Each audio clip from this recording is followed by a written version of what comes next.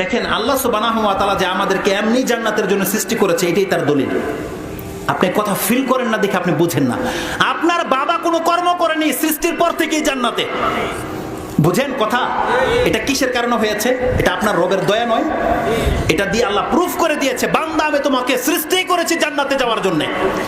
আল্লাহ বলছেন জান্নাতকে দেখিয়ে দিয়ে বলা হবে তিলকাল জান্নাতুল্লাহ জান্নাতি তিলকাল জান্নাতুল্লাতি নূরিসু মিন ইবাদিনা মান কানা তাকিয়া। আমি এই জান্নাতকে প্রস্তুত করে রেখেছি ওয়ারিস হিসেবে, তাদেরকে দেব আমার বান্দাদের মধ্যে যারা আমাকে ভয় করে চলেছে।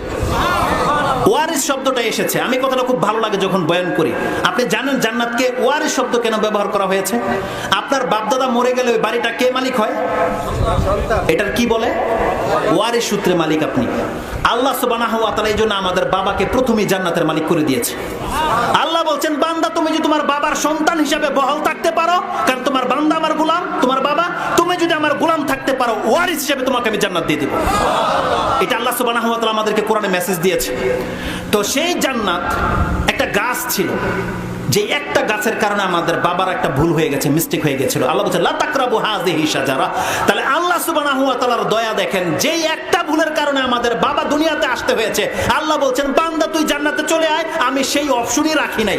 লা মাতুআতিন ওয়ালা মামনুআ, সেখানে আমি কোনো নিষিদ্ধ কোনো জিনিসই তোর জন্য রাখি নাই। তার মানে সেখানে তুই যেটা ধরবি, যা চাবি, যা দেখবি সব হালাল। কিন্তু আজকে আমাদের যুবক সমাজের লোকেরা এবং মা বোনেরা এই দুনিয়াটাকে সেই জায়গা করে নিয়েছে। সে যার সাথে তার সাথে সম্পর্ক করে নেয়, যা ইচ্ছা তা খেয়ে নেয়, সে যেইভাবে খুশি চলছে, যা খুশি তা পরে নিচ্ছে, যেইভাবে সে বলছে ফ্রিডম সে ফিল করছে, সে ফ্রিডম। তারা স্টাইল বোঝে, আমরা বুঝি না। ইংলিশেও কথা বলে মনে করে আমরাই গেও, তারাই হচ্ছে স্মার্ট। বুঝতে পারছেন? আরে আপনার স্মার্টনেস এটা আমিও বুঝি। আপনি দামি জামা কাপড় কোনটা হয় আপনি কমফোর্টেবল ফিল করেন, ওই ভাষাও আমরা বুঝি, আর ওই মেন্টালিটিও আমাদের আছে। কিন্তু আমরা আল্লাহ সুবহানাহু ওয়া তাআলাকে ভয় করি। আমি কিছু দাড়িওয়ালা লোকদেরকে দেখে, আমি হয়তো অতটা স্মার্টনেস আমার মধ্যে নাই, হয়তো অত সুন্দর আমি নই, কিন্তু কিছু আমাদের দাড়িওয়ালা ভাইয়েরা রয়েছে যাদেরকে আল্লাহ এত চমৎকার করে সৃষ্টি করেছে, শুধুমাত্র তার রবের ভয়ে সে দাঁড়িয়ে রেখে দিয়েছে, শুধু তার ভয়ে। আপনাকে এতটাও স্মার্টনেস আল্লাহ দান করেনি, কিন্তু আপনি দেখেন আপনি একটা মহিলার কাছে হিরো হওয়ার জন্য, একটা ফাসেক মহিলার কাছে হিরো হওয়ার জন্য আপনি দাঁড়িয়ে রাখছেন না, কিন্তু আয়েশা রাদিয়াল্লাহু তাআলা আনহার মতন মহিলা দাড়িওয়ালাকে পছন্দ করে, কোনো বেদাড়িওয়ালাকে পছন্দ করে না। আপনি যেমন পাবেন ও তেমন, আপনি যেমন পাবেন ও তেমন। কিন্তু আল্লাহ সুবহানাহু ওয়া তাআলা পাওয়া না পাওয়ার বিষয় নয়, আপনি আপনার রবের গোলাম কিনা এটা হচ্ছে প্রমাণ। আরে ফেসবুকে স্ট্যাটাস দেয় এক মহিলা বলছে, সমস্ত ছেলেরা যদি বলতো পর্দাশীল মহিলা ছাড়া বিয়ে করবো না, তাহলে সমস্ত মহিলা পর্দা করে নিত। আরেক পুরুষ স্ট্যাটাস দিছে, যদি সমস্ত মহিলারা বলতো দাড়িওয়ালা ছেলে ছাড়া আমরা আর বিয়ে বসবো না, তাহলে সমস্ত ছেলেরা দাড়ি রেখে নিত। এই নির্বোধ মহিলা কি বুঝে ওর বিয়ের বয়স কখন হয়? এই পুরুষকে বুঝে আর বিয়ের বয়স কখন হয়? ইবাদতের সময় কখন হয়? যেমনি সে বালেগ হবে তখনই তার ইবাদতের সময় চলে আসে। আর তার পর্দা ফরজ 12 বছরে 10 বছরে, আর তার বিয়ে করবে সে 18 বছরে। তাহলে তুই বিয়ে বসবি, পাবি কিনা না পাবি সেটা তো পরের ব্যাপার। 12 বছর তোর উপর পর্দা ফরজ হয়ে গেছে। তোর দাড়ি গজিয়ে গেছে মানে এখনো বীর্য গজায়নি, বিয়ে তো পরে আসবে, তোকে দাড়ি রাখাটা আল্লাহ ফরজ করে দিয়েছে। বিয়ের সাথে দাড়ির কি সম্পর্ক? আল্লাহ যদি ওকে বিয়ে না দেয়, ওর তকদিরে যদি কোনো হাজবেন্ডই লেখা না থাকে, ওকে এইভাবে নির্বোধ হয়ে মারা যাবে? আরে দুনিয়া দিয়ে কি পরকাল আল্লাহর বন্দিকে কম্পেয়ার করা যায়, তুলনা করা যায় কোনোদিন? আল্লাহ সুবহানাহু ওয়া তাআলা প্রত্যেকটা ব্যক্তিকে পরীক্ষা করছে, কিন্তু এই নির্বোধ জাতিরা বোঝে না। এগুলো স্ট্যাটাস হলো, এইটাকে পর্দা, এটাকে পরেশগারি বলে, এটাকে আল্লাহর বন্দিগি বলে। আল্লাহ বলছে তোর তকদিরে স্বামী থাক বা না থাক, তোকে পর্দা করতে হবে, এটাই হচ্ছে ফাইনাল। আমরা কি মহিলাদেরকে চুজ করার জন্য আমরা দাঁড়িয়ে রেখেছি? এটা আল্লাহ সুবহানাহু ওয়া তাআলার বন্দেগী। এটা কি আল্লাহ সুবহানাহু ওয়া তাআলার বন্দেগী। তো কোন কথা থেকে এখানে চলে আসলাম? জান্নাত। আল্লাহ বলছেন লা মাতুআতিন ওয়ালা মামনুআ, সেটা এমন একটা জায়গা হবে কোনো কিছু নিষিদ্ধ হবে না। আর আজকে আমাদের সমাজের লোকেরা, আল্লাহ বলছেন নিষিদ্ধ কার জন্য নয়? জান্নাতীদের জন্য নয়। তাহলে দুনিয়াতে কার জন্য নিষিদ্ধ নয়? যারা কাফের, কাফের মদ খেয়ে নিচ্ছে, কাফের গান বাজনা শুনছে, কাফের ড্যান্স করছে, কাফের নাইট ক্লাবে যাচ্ছে, কাফের 39 ফার্স্ট নাইট পালন করছে, কাফের বার্থডে পালন করছে। তুমি মুসলিম কি করতে পারো? আপনি বলছেন, আপনি বলেন কিভাবে করতে পারো? তুমি তো জেলখানায় আছো, আছো, তুমি এগুলো কিভাবে করতে পারো? তুমি বলো বান্দা।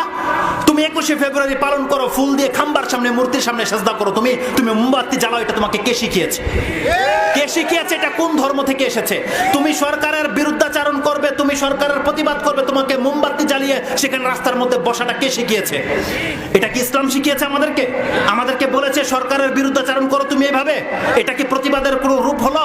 আরে ইহুদি নাসারারও করে না তো এইভাবে প্রতিবাদ। মুসলিমদেরকে কে শিখালো এটা প্রতিবাদ?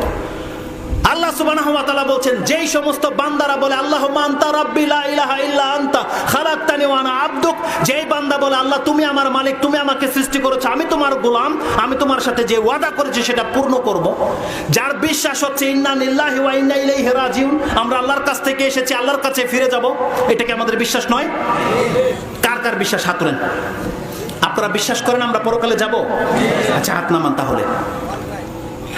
তাহলে আমাদের আচরণ ওই তাদের সাথে কিভাবে মিশে গেল যারা বলে ইনহিয়া ইল্লা হায়াতুনা দুনিয়া নামুতু ওয়া নাহইয়া ওয়া মা নাহনু বিমাবউসিন, যারা বলে আমরা এই জমিনে পেয়ে গেছি, জিন্দা হয়ে গেছি, মরে যাব, হাড় হাড্ডি সাফ হয়ে যাব, আমরা পরকালে উঠবো না। ও দাড়ি রাখে না, তাহলে আপনি তো বলছেন আপনি পরকালে উঠবেন, তাহলে আপনার দাড়ি নাই কেন? ওই বলছে যে আমাদের পরকাল নাই, এই দুনিয়াটাই আমাদের ফাইনাল জীবন। ও মদ খায়, তাহলে আপনি কেন খান? ও গার্লফ্রেন্ড রাখতে পারে, আপনি তো রাখতে পারেন না, কারণ আপনাকে তো কাল কিয়ামতের দিন ওজন করা হবে। বুঝেন না কথা আপনি? ও নামাজ পড়ে না, ঘুমিয়ে থাকতে পারে, ও আল্লাহ ছাড়া অন্যের সামনে সেজদা করতে পারে, অন্যের কাছে চাইতে পারে, কারণ ওর কাছে পরকাল বলে কিছু নাই। আপনি তো বিশ্বাস করেন না কাল কিয়ামতের মাঠে আল্লাহর সামনে আপনাকে দাঁড়াতে হবে। তাহলে এই দুই বিশ্বাসের আমল মিলে কি করে গেল বলেন? হয় আপনার ঈমান ঠিক আছে, নাহলে আপনার দাবি মিথ্যা। হয় আপনি বুঝেনি না ঈমান কি জিনিস, পরকাল আপনাকে আমাকে উঠতে হবে, না হলে আজকে মুসলিম সমাজের ছেলেদের চরিত্র এইভাবে নষ্ট কিভাবে হয়ে যেতে পারে আপনি বলে?